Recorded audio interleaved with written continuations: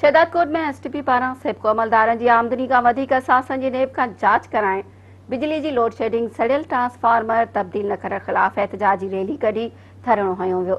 सिंध तरक्की पसंद पार्टी तरफ़ां हयात तुन्यो, शबीर मक़सीम, दाद सोमरो, सज्जाद तुन्यो, रशीद मक़सीम, इमरान खुश्क ऐं ॿियनि जी अॻवानी में सब्ज़ी मंडी खां एहतजाजी रैली कढी सेप्को ऑफिस अॻियां धरणो हयो वियो।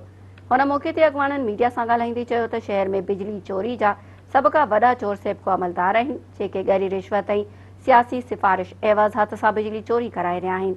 हुननि जो त बिजली चोरी जो नुक़सान पूरो करण लाइ रोज़ानो 8 खां 10 कलाक अणएलानियत लोड शेडिंग करे रहिया आहिनि, छे करे इस्पतालुनि में मरीज़, घरनि में औरतूं ऐं मासूम ॿारनि सख़्त तकलीफ़ में मुंहुं ॾियणो पवे थो।